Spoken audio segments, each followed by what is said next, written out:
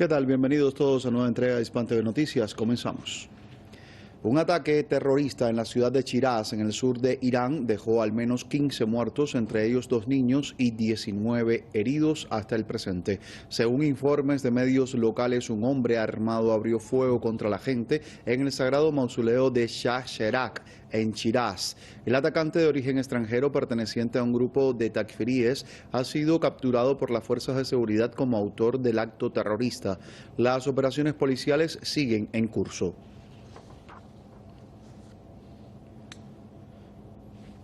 De los hechos vamos al análisis. Para ello sumamos a Juan Alberto Sánchez Marín, director de xmedio.com, directamente desde Bogotá con nosotros. Bienvenido, ¿cómo le va? Un gusto saludarte a ti, Josvani, al equipo y a la audiencia, como es costumbre. Le preguntamos, ¿qué intereses considera usted que tienen en Irán los integrantes del grupo terrorista Daesh para realizar este tipo de acciones contra una institución musulmana? Bueno, los intereses son variados y son claros a qué obedecen, ¿no? El mensaje, por su parte, además, es demasiado claro y es el terror, causar y propagar el miedo en general en la población iraní, pero en particular es un atentado contra la fe, que constituye uno de sus más importantes baluartes, núcleos de su unidad, de esa cohesión que les hace imposible a sus enemigos cumplir esos objetivos de romper a la sociedad iraní. Irán está bajo ataque desde hace mucho, pero ahora arrecia las acometidas. Hay varias cosas que yo creo que es muy importante que la audiencia o que las personas tengan muy en cuenta. Y una de ellas, que se acaba de atribuir precisamente la responsabilidad en Daesh, una de ellas es que esa agrupación, al igual que Al-Qaeda y otras organizaciones terroristas que actúan en la región, son creaciones conjuntas de varios organismos de inteligencia.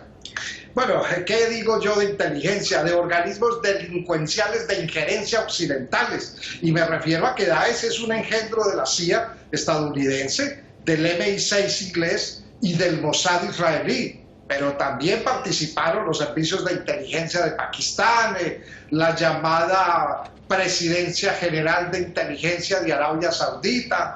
Es decir, vertientes de Al-Qaeda fueron financiadas, establecidas, fortalecidas para combatir en Siria, en contra del gobierno de Bashar al-Assad y para actuar en la zona de acuerdo con los intereses estadounidenses, israelíes.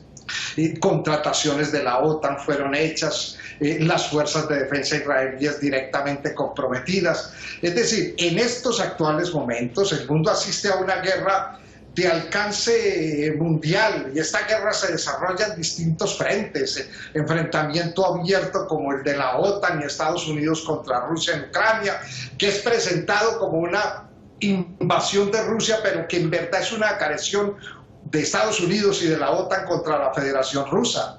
Se desarrolla esa guerra en lo mediático, se desarrolla en otros ámbitos, deformando las razones, falseando acontecimientos. Se lleva a cabo también una guerra en el plano comercial, en el financiero, y los países contra los cuales se dirigen los embates son los que se niegan a ser parte de ese conciliábulo, llamémoslo así, de potencias de estas élites occidentales. Aquellos países que se resisten a seguir las directrices de supeditación en todos los sentidos. Y dentro de esa lista de países figura Irán en primera instancia por su poderío, por su potencia, por sus capacidades, pero sobre todo por la autoestima de ese pueblo y la grandeza de esas autoridades y de sus frentes defensivos. Entonces hacia allá se dirigen los ataques y esa es la intencionalidad fundamental de este tipo de ataques: desmoralizar, sembrar terror, miedo, algo que sin duda expresa hasta qué punto ha sido imposible penetrar a la sociedad iraní desde tantos frentes que la han atacado, la siguen atacando y la van a seguir atacando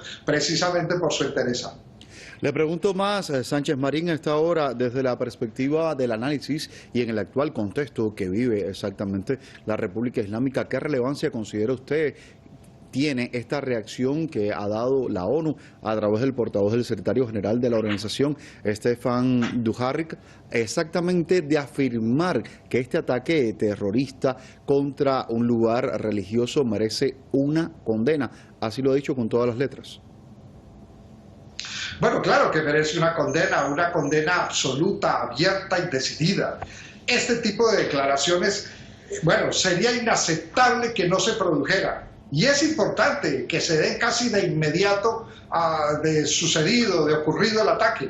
Lo que pasa es que, Giovanni, la ONU es un organismo desprestigiado a tal punto que sus declaraciones no van más allá de ser meramente eso, o justamente eso, meras declaraciones. Hace falta un compromiso cierto, real, por parte de este organismo, de la ONU y de sus instancias y del secretario general, de condena abierta y absoluta y de presión para que los países encargados de financiar, de auspiciar y de fortalecer este tipo de agrupaciones terroristas no lo sigan haciendo, no lo hagan además de manera frontal en campos de entrenamiento esparcidos por doquier en toda la zona de Asia Occidental, en las bases norteamericanas, estadounidenses, se entrenan este tipo de grupos, de agrupaciones terroristas. Ya lo mencioné ahora, quiénes fueron los fundadores, los fortalecedores iniciales de estos grupos, pero hay que seguir diciendo quiénes son los que siguen manteniéndolo y a qué intereses obedecen. Eso la ONU no lo hace. La ONU se limita a unos comunicados y a unas condenas que, insisto, son importantes, son necesarios, pero que terminan siendo mera arar en el desierto. No tienen ninguna utilidad, ningún provecho si no se toman medidas, condenas efectivas contra quienes fortalecen y auspician este tipo de agrupaciones despiadadas y terroristas que actúan contra las sociedades en general en Asia Occidental, en particular aquellas que tienen un compromiso de verdad con la resistencia, con la libertad y con su propia soberanía. Muchas gracias por acompañarnos, por su tiempo y también por este análisis. Hasta la próxima. Vamos a avanzar con más informaciones a esta hora, y es que Irán ha impuesto sanciones a 12 individuos y 8 entidades de la Unión Europea debido al apoyo al terrorismo, también a incitar a la violencia y el odio, todo ello en respuesta a las medidas del bloque que, según han dicho, son poco constructivas. Irán advierte al bloque de no continuar en el camino repetido y fallido de años anteriores. El canciller de Irán, Hossein Amir Abdollahian, aprovechó la visita de su par bielorruso, Vladimir Makey, a Teherán para anunciar sanciones a personas e instituciones de la Unión Europea por apoyo al terrorismo en los últimos disturbios registrados en el país. En respuesta a la medida poco constructiva de la Unión Europea, hoy hemos publicado la nueva lista de sanciones de la Cancillería de Irán contra 8 entidades y 12 individuos en el marco de la Unión Europea. Estas últimas están involucradas en apoyo e incitación al terror, extremismo, violencia en los últimos incidentes en Irán. En una rueda de prensa conjunta, el jefe de la diplomacia persa tachó de infundadas las acusaciones del Occidente sobre el uso de drones iraníes por parte de Rusia en el conflicto ucraniano y advirtió a Europa a no seguir su agenda fallida respecto a Teherán. Voy a advertir a la Unión Europea que no continúe en el camino no constructivo, repetido y fallido de los años anteriores. Para nosotros es evidente que los líderes de algunos países de la Unión Europea tienen opiniones extremas y apresuradas sobre los desarrollos regionales e internacionales, y una gran parte de los miembros de este bloque actúan en la dirección de la racionalidad.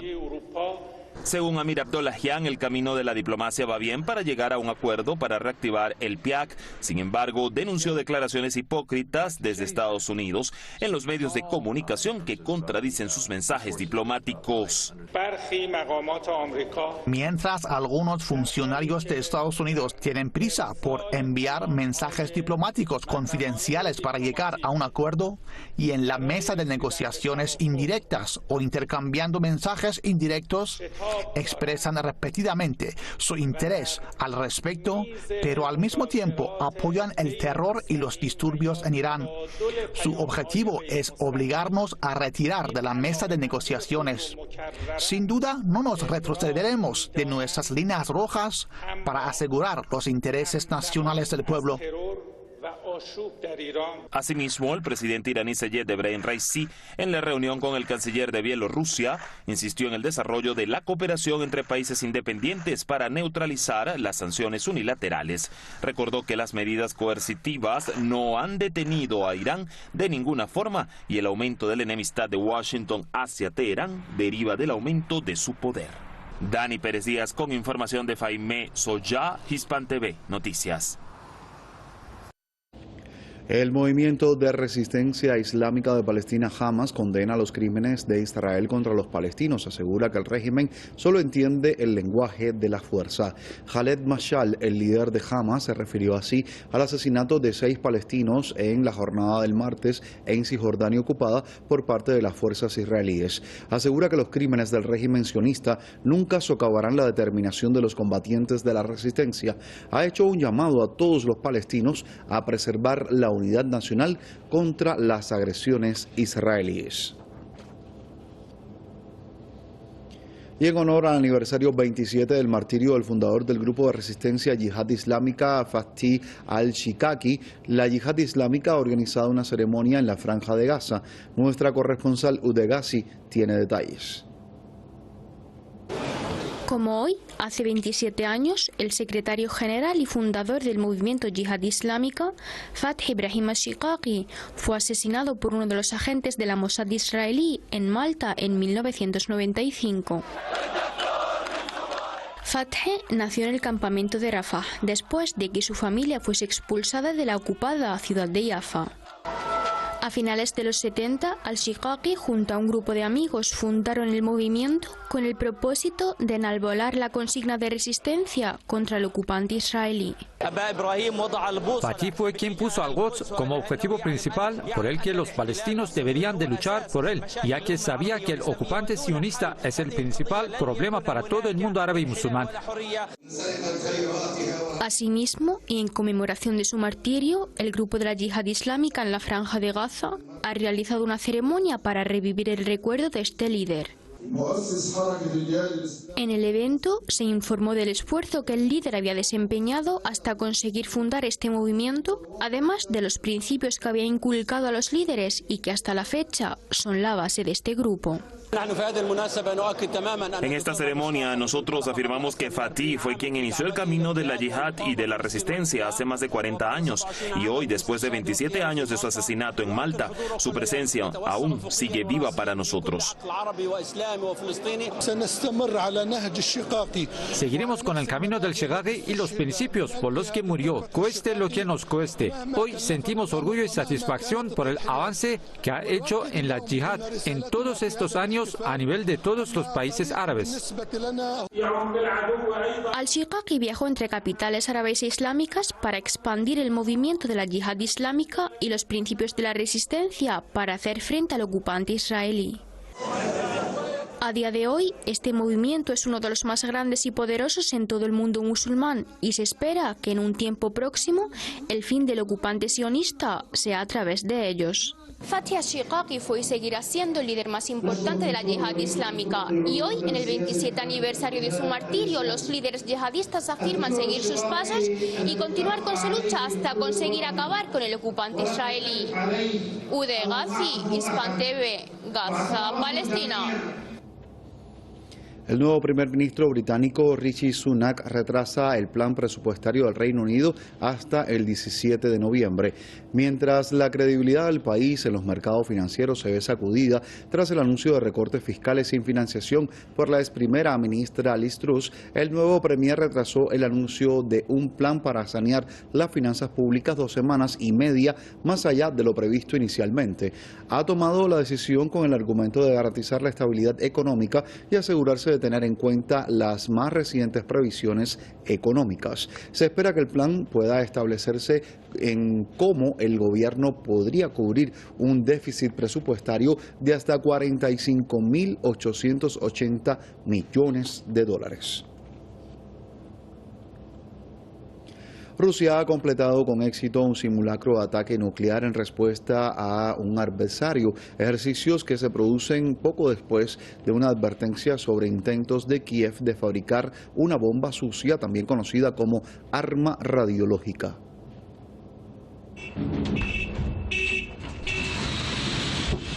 Rusia ha completado con éxito un simulacro de ataque nuclear en respuesta al de un adversario.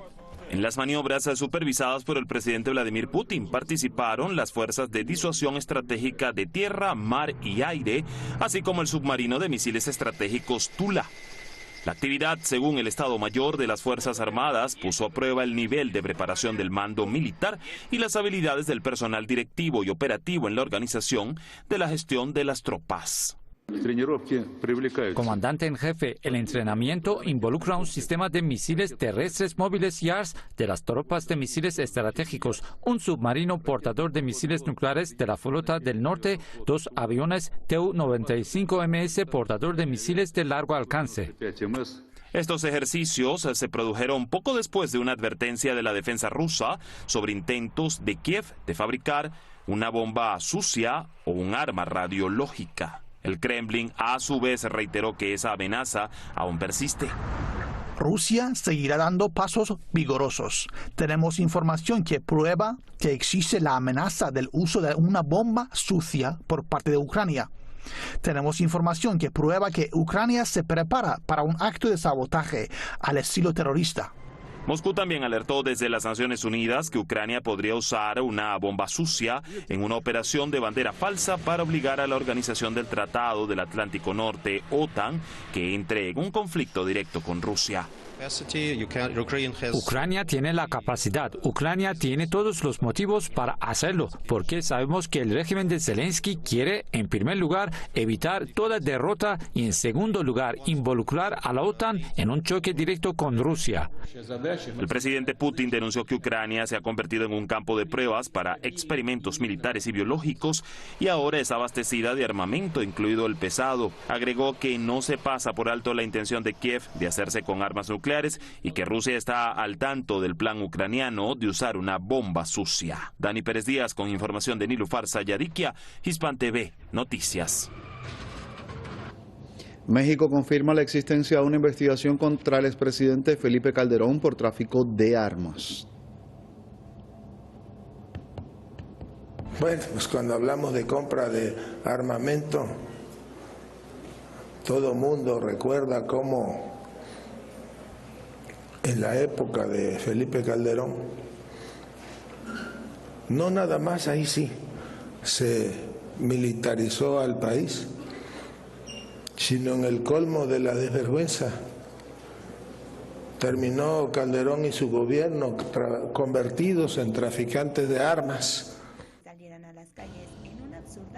El representante acusó a Calderón y a su equipo de bañar de sangre al país. Según autoridades, además de militarizar la nación con el pretexto de la guerra contra el narcotráfico, el expresidente terminó convertido en traficante. La denuncia apunta que durante el sexenio de Calderón, el armamento que debía ser destinado a las Fuerzas Armadas y también a la policía acabó en manos de la delincuencia organizada. El secretario de Seguridad Pública de Felipe Calderón está preso en Estados Unidos. Trabajadores de la educación media superior de México exigen recursos para derechos laborales. Nuestra corresponsal en Ciudad de México, Sara Morales Gallego, tiene detalles. Trabajadores de los colegios de estudios científicos y tecnológicos de los estados marcharon en la Ciudad de México para exigir la reasignación de recursos para cubrir rezagos en los procesos de homologación, basificación y reconocimiento de antigüedad, mientras miles de sus colegas cesaron labores indefinidamente en 29 entidades. Le van a permitir a los casi 30,000 trabajadores acceder a categorías como trabajadores más altas y eso pues obviamente se traduce en una mejora económica para todos los trabajadores, docentes y administrativos. Estamos completamente con el salario bien caído. No es posible que la DGETI, que es escuela media superior, gane más que nosotros. Por ejemplo, los CEBETIS, los CEBETA, los CED del Mar, que es la misma educación, la media superior, y nosotros somos CECITES, y la ley es muy clara. A trabajo igual, salario igual. Entonces eso es lo que andamos peleando nosotros y luchando. Es una lucha digna. Ante la falta de respuesta de la Secretaría de Hacienda y Crédito Público, los manifestantes esperan que el presidente presidente López Obrador y los legisladores atiendan sus reclamos. Llegamos a un acuerdo de una cifra de 440 millones mismos que tienen que reasignarse en el presupuesto de 2023 y hasta ahorita hemos encontrado la cerrazón del secretario de Hacienda donde no quiere reasignar esos recursos. Nuestra demanda es que se reasignen, se etiqueten para estos procesos que ya tienen más de 10 años que los trabajadores no reciben los beneficios. Según reclaman los trabajadores de la educación, no se han reasignado 440 millones de pesos para la educación media superior, unos 22 millones de dólares, impactando negativamente las condiciones de planteles y salarios de maestros. Hay que entender que si el maestro está motivado, pues obviamente eso se va a ver reflejado en las aulas de clase. Entonces sí es importante que el rezago que tenemos desde el 2013 pues se solucione. Los sindicatos de trabajadores aseguran que agudizarán las acciones de presión en las calles y acompañarán a sus compañeros en huelga si las autoridades no establecen una nueva mesa de trabajo y no liberan, aunque sea paulatinamente, los recursos que reclaman. Sara Morales Gallego, Hispan TV, Ciudad de México.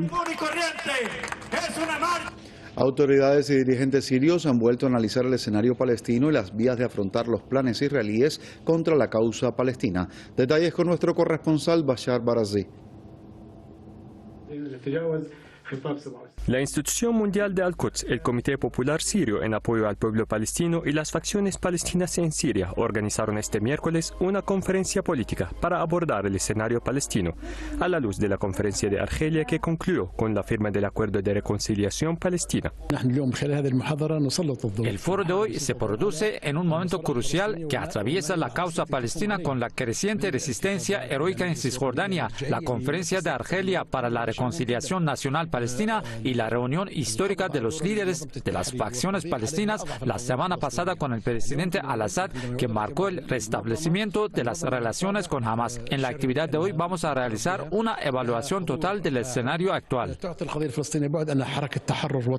El secretario general del Frente para la Lucha Popular Palestina, Khaled Abdelmajid, presentó vías para la implementación de los resultados de esta conferencia y de la reunión con el presidente Al-Assad para consolidar la unidad nacional palestina. La causa palestina presencia en esta fase de la historia varios desafíos ante los intentos de normalización de algunos regímenes árabes con el enemigo israelí y los esfuerzos de este último para provocar una división entre todas las fuerzas palestinas. La conferencia de Argelia fue un paso importante que debería ser seguido por otras medidas para frustrar los planes del enemigo y de sus aliados. La unidad nacional palestina es la base de lograr la victoria, por lo que debemos superar todas las diferencias. El evento contó con una amplia participación de funcionarios y figuras sirias y palestinas, quienes reiteraron la necesidad de pasar la página y de sostener más sesiones de diálogos entre todos los componentes del pueblo palestino. La unidad nacional constituye la piedra angular de todos los esfuerzos encaminados a respaldar la causa palestina, enfrentar todos los planes del enemigo israelí y recuperar los territorios ocupados. Bashar Barazzi, Hispan TV, Damasco. Y les contamos que en Corea del Sur se registraron enfrentamientos con la policía y manifestantes en una protesta por mejores condiciones laborales. Integrantes de la Confederación de Sindicatos Surcoreanos salieron a las calles durante la jornada del miércoles. Las protestas se realizaron después de que un gran número de trabajadores de una empresa láctea denominada Purmil se quedaran sin trabajo por el cierre repentino de esa entidad. La policía reprimió la movilización. El presidente de la entidad sionista, Isaac Herzog, hizo escala en Washington, D.C. para denunciar a sus enemigos imaginarios ante el presidente de los Estados Unidos, Joe Biden. Sin embargo, una protesta de la comunidad judía rechaza a este individuo y también al régimen del terror de Tel Aviv. Marcelo Sánchez, nuestro corresponsal en Washington, D.C., estuvo presente en el lugar de los hechos y aquí está el informe. Estos ciudadanos de la comunidad judía se congregan ante la Casa Blanca para denunciar al terrorismo, el terrorismo israelí.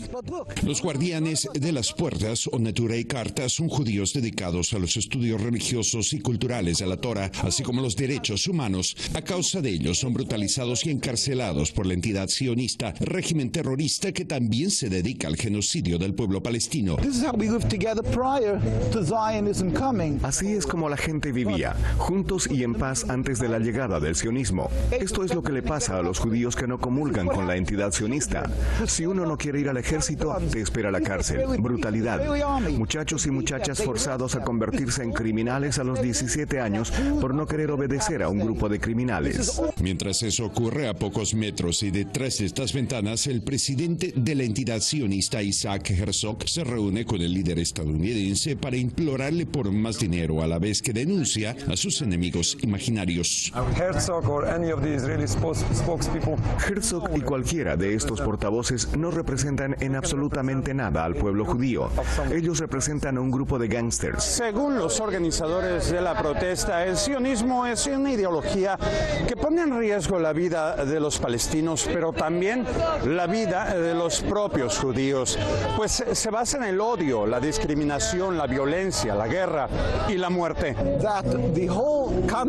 Todo el concepto del supuesto Estado judío es representar a los judíos, pero esto no es real. Es un crimen colosal. Utilizan el nombre Israel y nuestros símbolos como les viene en gana. El judaísmo es una religión de 3000 años. La entidad que ellos crearon no tiene ni 100 años. El judaísmo nos ordena servir a Dios. El sionismo es nacionalismo supremacista. Esto está prohibido en la Torá. El sionismo, equivalente israelí al trumpismo o al partido nazi, bajo cuyo estandarte se cometen graves violaciones a los derechos humanos, Naciones Unidas y organizaciones como Human Rights Watch y Amnistía Internacional reportan periódicamente sobre los crímenes israelíes en los territorios ocupados. Si no apoyas a Israel, no eres un buen judío. Lógicamente a nadie le gustaría pensar que es un mal judío, pero desafortunadamente la gente se equivoca. Si realmente quieres seguir la tradición y la religión de nuestros abuelos por la que ellos mismos dieron su vida, entonces debes rechazar absolutamente al sionismo, rechazar y denunciar la ocupación de Palestina y los crímenes de la entidad sionista. Marcelo Sánchez, Hispan TV, Washington. Así llegamos al final. Más noticias siempre con nosotros, hispantv.com. Hasta la próxima.